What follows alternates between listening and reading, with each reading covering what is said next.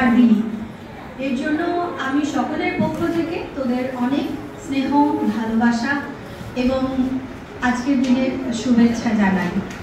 অবশ্যই মা বাবার পরে শিক্ষক এবং শিক্ষিকার স্থান, এবং তাদের একটা দায়িত্ব সবসময়ই থেকে যায় যে তোদেরকে সঠিক দিশা দেখানো। আজকের যে অনুষ্ঠান এবং ছোট্ট সময়ের মধ্যেই তোরা এটা তৈরি করেছিস, আমি জানি তোরা সেরকমভাবে সময় পাসনি, খুবই সংক্ষিপ্ত সময়, এবং আমরাও তোদের পরীক্ষার পর তোদেরকে সেইভাবে সময় দিতে পারিনি ক্লাস ইত্যাদির জন্য।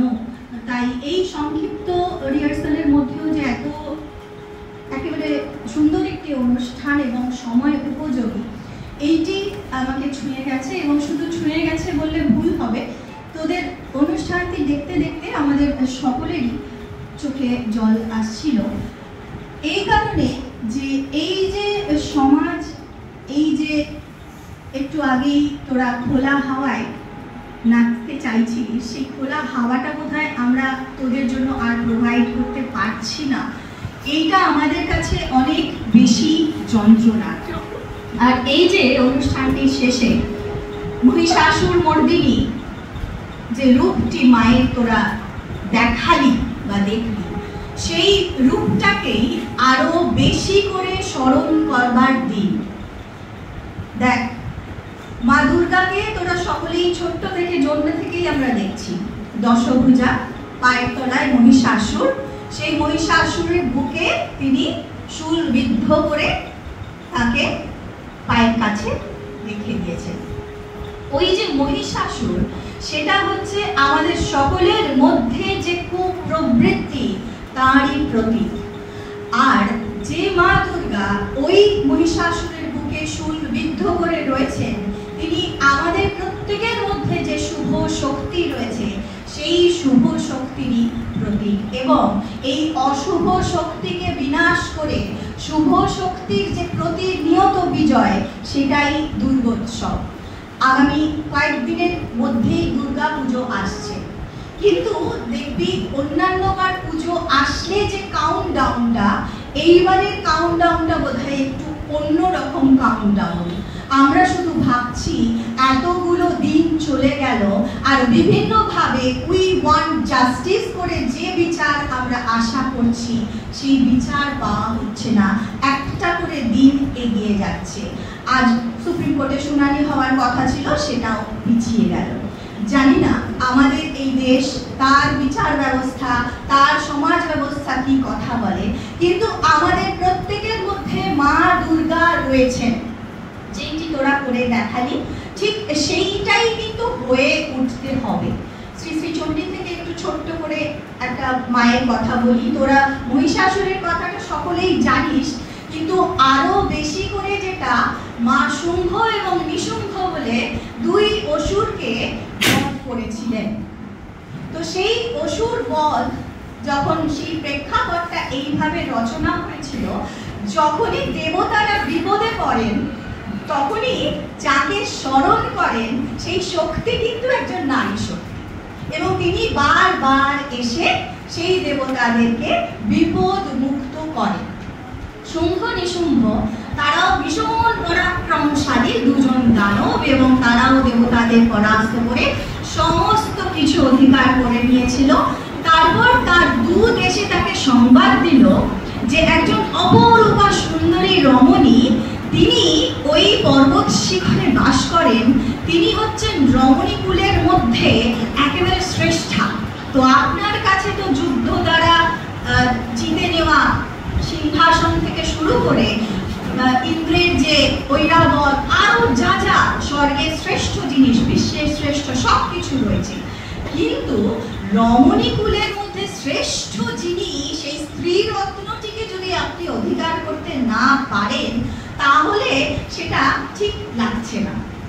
আপনি অথবা শুম্ভ অথবা নিশুম্ভ, দুই ভাই যে কোনো একজন তার পানি গ্রহণ করুন, তাকে বিবাহ করে তিনি এইখানে আসুন আপনাদের এই রাজত্বে, তাহলে একেবারে আপনারা যে বিশ্বের শ্রেষ্ঠ একেবারে বীর, সেটা প্রমাণ হবে। তো সেখানে যিনি বাস করছিলেন, তিনি স্বয়ং মা দুর্গা। তো তার কাছে গিয়ে দূত তখন ওই আগেকার দিনে যেরকম লিখে একটা মেসেজ, আমরা তো এখন SMS করে দিই, হোয়াটসঅ্যাপ করে দিই, তখন এরকম একটা রোল করা করা কাগজের মধ্যে দূতেরা লিখে নিয়ে বার্তা দিয়ে বলতো, চিঠি করে। তো তখন সেই দূত শুম্ভ এবং নিশুম্ভর বার্তা নিয়ে সেই পর্বত শিখরে গিয়ে মা তখন স্নান করতে যাবে, সেই সময় গিয়ে উপস্থিত হলো, দিয়ে বলল, আমি শুম্ভ নিশুম্ভর কাছ থেকে এসেছি, আপনি তো জানেন তারা মহাপরাক্রমশালী, আপনি এদের দুজনের মধ্যে যার আপনার ইচ্ছা আপনি তাকে বিবাহ করুন, আপনি আমার সঙ্গে চলুন, এই প্রস্তাব তারা পাঠিয়েছেন। মা তখন মৃদু হেসে বললেন, তোমার প্রস্তাবটা খুবই উত্তম প্রস্তাব, আমি মানছি যে শুম্ভ তো মহাপরাক্রমশালী, নিশুম্ভ তাই, কিন্তু আমি তো মহিলা, আমি আমার একটু ক্ষুদ্র বুদ্ধিবশত একটা ছোট্ট প্রতিজ্ঞা করে ফেলেছি, তো সেই প্রতিজ্ঞাটা তো আমি ভাঙতে পারি না, বুঝতেই পারছো? বলছে, হ্যাঁ বলুন কি প্রতিজ্ঞা? শুম্ভ নিশুম্ভ আপনার কোনো প্রতিজ্ঞা পূর্ণ করতে পারেন না, এরকম তো হবেই না, তারা তো যে কোনো আপনার উইশ ফুলফিল করবে। বলে, হ্যাঁ, আমার প্রতিজ্ঞাটা এরকম যে আমাকে যুদ্ধে পরাস্ত করবে আর আমি শ্রেষ্ঠ, এই অহংকারটা যে ভাঙবে সেই আমার কর্তা অর্থাৎ আমার প্রতি হবে, এইটাই আমার প্রতিজ্ঞা। তখন দূত বলছে, আপনি কি কথা বলছেন? পৃথিবীর তাবর পুরুষ তাদের সামনে টিকতে পারে না, কত রাজা দেবতা সবাই তাদের কাছে পরাস্ত, আপনি তো সামান্য নারী, আপনি কি করে তার সামনে দাঁড়াবেন? এই কথাটাই বলাটাই তো আপনার ভুল। হ্যাঁ, আমি তো স্বীকার করছি আমার একটু ভুল হয়ে গেছে, কিন্তু কি করব, প্রতিজ্ঞা যখন করে ফেলেছি সেটা তো আর ঠেলা যায় না। তুমি এক কাজ করো, তুমি গিয়ে শুম্ভ বা নিশুম্ভকে বলো, এটা তো তাদের কাছে একটা চুটকি দেওয়ার মতো ব্যাপার, তারা আসুন না, এসে আমাকে যুদ্ধে পরাস্ত করুন, আর তারপরে আমি খুশি খুশি তাদের বিবাহ করব। তখন তারা তো খুব একেবারে রেগে লাল ঢাল হয়ে গিয়ে তাদের যে প্রভু তাদেরকে বলেছে যে উনি এইরকম কথা বলছেন, যে কি এত বড় কথা, যাও গিয়ে একেবারে যদি না আসতে চায় তো তার কেশাকর্ষণ করে চুলের মুঠি ধরে নিয়ে আসবে, এরকম। তারপরে দূতেরা গেল, তারা অলরেডি পরাস্ত হয়ে ফিরল। এরপর ফিল্ডে নামলো শুম্ভ এবং নিশুম্ভ, তাদের সঙ্গে মহাযুদ্ধ হলো এবং সেই যুদ্ধতে শুম্ভ এবং নিশুম্ভ বিশ্বের কিনা যারা শ্রেষ্ঠ বীর দেবতাদেরও পরাস্ত করেছে, তারাও কিন্তু পরাস্ত হলো মায়ের কাছে। শুম্ভ নিশুম্ভ বধ করলেন মা। এর আগে একটা ঘটনা, রক্তবীজ। রক্তবীজের নাম শুনেছিস তো? আমাদের সমাজে পাপ এবং অন্যায় অত্যাচার এটা কিন্তু ওই রক্তবীজের প্রতীক। রক্তবীজ কিরকম বলতো? রক্তবীজের বিষয়টা কি বলতো? হ্যাঁ, তার যদি রক্তক্ষরণ হয় তো একটা রক্তের ফোঁটা যেখানে পড়বে সেখান থেকে আবারও শত শত রক্তবীজ বের হবে।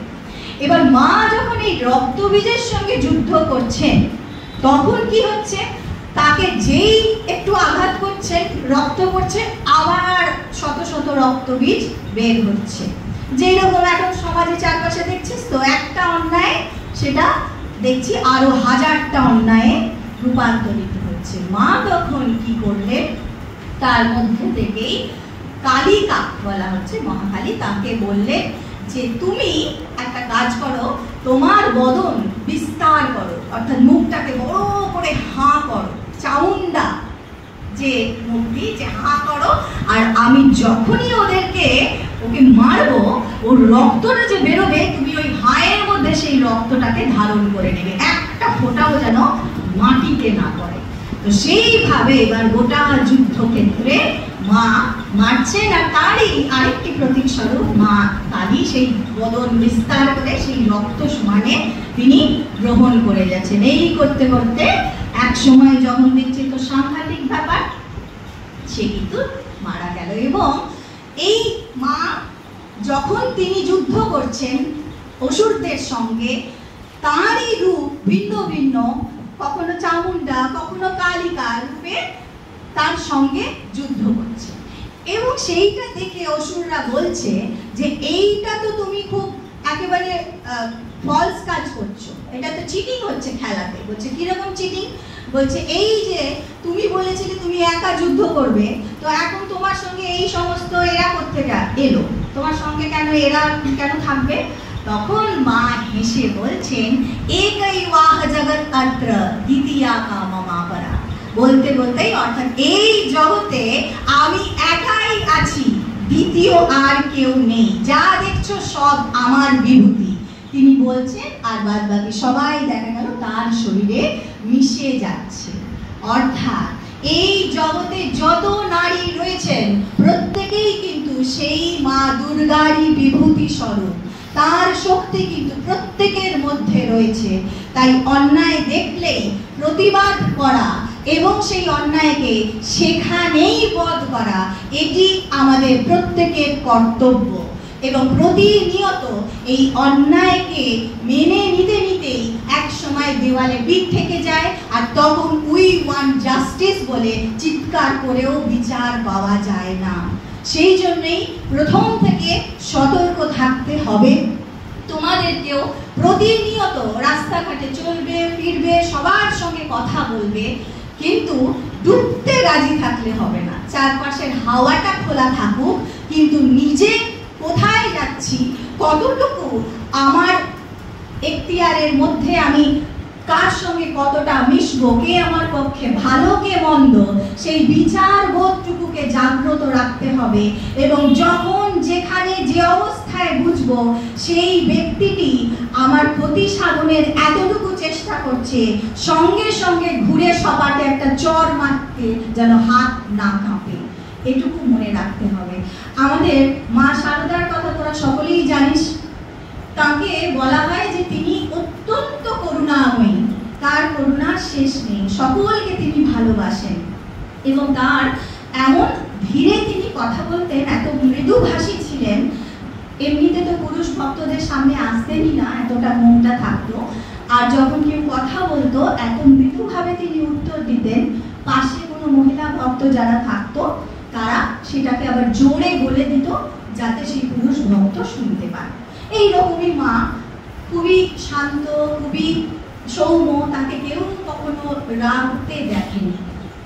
সেই মা, তার জীবনের একটি ঘটনা, মা কামারপুকুরে আছেন একদিন, সেই সময়ে তিনি কামারপুকুরের বাড়িতে প্রবেশ করতে যাচ্ছেন, হঠাৎ করে দেখছেন হরিশ বলে এক ভক্ত, তার সেই সময় একটু মাথার গন্ডগোল হয়েছিল, তো সে হঠাৎ মাকে অ্যাটাক করেছে। মা এবার বাঁচবার জন্য ধানের মড়াইটার চারপাশে, একটা ধানের মড়াই আছে, যদি কামারপুকুরে কেউ গিয়ে থাকিস দেখবে, তো সেই গ্রামের বাড়িতে যেরকম থাকে না, তো সেই ধানের মড়াইয়ের চারপাশে মাও ছুটছেন বাঁচার জন্য, আর পিছনে হরিশও ছুটছে। তো এই ছুটতে ছুটতে ছুটতে ছুটতে বেশ কয়েক পা ছোটার পর মা তো আর পারছেন না, ক্লান্ত হয়ে গেছে। তখন মা কি করলেন, থামলেন, দেখলেন না ছুটি আর পারা যাবে না, থামলেন। এবং তারপর মা যখন এই ঘটনাটি বলছেন, তখন তিনি নিজেই বলছেন, তখন আমি স্বমূর্তি ধারণ করলুম। স্বমূর্তি বলতে এখানে মাকে বলা হয়, স্বামীজি মায়ের সম্পর্কে বলতেন, তিনি বগলার অবতার, বর্তমানে সরস্বতী মূর্তিতে অবতীর্ণা। তাই উপরে মহা শান্ত ভাব, কিন্তু ভিতরে সংহার মূর্তি। বগলা অর্থাৎ বগলাও মায়ের একটা রূপ, যেখানে মা কি করছেন, ওই অসুরের জিভটা টেনে ধরেছেন এক হাতে, আর এক হাতে মুদগরটা এইভাবে তুলে রেখেছেন তাকে বধ করবেন বলে। মাও সেই দিন সেইভাবে ওই হরিশকে ফেলে তার বুকের ওপর হাঁটু দিয়ে বসে তার জিভটা এক হাতে টেনে দু গালে এমন চড় মারতে লাগলেন, মা নিজের ভাষায় বলছেন, তখন তাকে এমন চড় মারতে লাগলো যে হরিশ হে হে করে হাঁপাতে লাগলো। যেই মা, তিনি জোরে কথা পর্যন্ত বলতে পারেন না, বলেন না, তিনি কিন্তু প্রয়োজন হলে এই বগলা মূর্তি ধারণ করেন, করতে হয়। আমাদের প্রত্যেকের মধ্যেই শান্ত সৌম্য ভাব থাকবে, নিশ্চয়ই লজ্জা নারীর ভূষণ, কিন্তু প্রয়োজন হলে ভূষণ ত্যাগ করে অস্ত্র করতে শিখতে হবে। এবং চারপাশে যখনই অন্যায় হতে দেখব সেই অন্যায়কে কঠোর হস্তে দমন করব, তা সে যেখানেই হোক। এবং মায়ের কথা দিয়ে শেষ করব। মা বলছেন, যেখানে যেমন সেখানে তেমন, যখন যেমন তখন তেমন, যাকে যেমন তাকে তেমন। এই কথাটা যেন কখনো না ভুলি। ভালোর সঙ্গে ভালো আচরণ নিশ্চয়ই করব, কিন্তু যে মন্দ তার সঙ্গে কিন্তু ভালো আচরণ করা চলে না। ঠাকুর কথামৃতে বলছেন যে বাঘ ও নারায়ণ, কিন্তু বাঘকে কিন্তু গলা জড়াজড়ি করে তার সঙ্গে ভাব করতে যাওয়া চলে না। তাকে দেখলে কিন্তু আমাকে সতর্ক থাকতে হবে এবং প্রয়োজন হলে তাকে বধ করতে হবে। তাই সমস্ত অশুভ শক্তির বিরুদ্ধে গর্জে ওঠো, চোখে চোখ রেখে অন্যায়ের প্রতিবাদ করতে শেখো। নিজের ক্ষমতা এতটুকু আমি কইটুকু করতে পারি এইটা কখনো ভাববে না। প্রত্যেকের মধ্যেই সেই অনন্ত শক্তি রয়েছে। স্বামীজি বলছেন, তোমরা যা চাও ঠিক তাই করতে পারো। সেই শক্তি আমাদের প্রত্যেকের মধ্যে রয়েছে। মায়ের কৃপায় সত্যি সত্যি তোমাদের প্রত্যেকের মধ্যে সেই শক্তি জাগ্রত হোক, তার কাছে তোমাদের সকলের অশেষ কল্যাণ কামনা করি। আর আজকে এই কেক কাটা পর্বটুকু স্থগিত থাকুক, কারণ এই যে পারিপার্শ্বিক আবহ, তাতে আমি এই অনুষ্ঠানটা করতে দিতে রাজি হয়েছি একমাত্র এই কারণে যে এই একটা দিন তোদের সঙ্গে আমাদের একটা আলাদা রকমেই সময় কাটানোর সময়। এই দিনটা তোদের বহু প্রতীক্ষার দিন। আজকের দিনটা চলে গেলে আবারও একটি বছর লাগতো সেই দিনটি ফিরতে। এবং এই অনুষ্ঠানকে কেন্দ্র করে যে বার্তাটি তোরা সমাজকে দিতে চেয়েছিলিস, সেই কারণেই আজকের এই অনুষ্ঠানটি পালন করবার আমাদের উদ্দেশ্য ছিল। আর অন্য কোনো উৎসব পালনের জন্য অবশ্যই নয়। আমরা চিরকাল তোদের কাছে শ্রদ্ধার ভালোবাসার, তোরাও চিরদিন আমাদের আদরের স্নেহের। এই কেকটা বড়রা কেটে ভাগ করে সবাই নিজেদের মতো করে নিজেদের মধ্যে খেয়ে নিও বোনেদের দিয়ে, ঠিক আছে? সবাই খুব ভালো থেকো। সবার জন্য অনেক অনেক শুভেচ্ছা।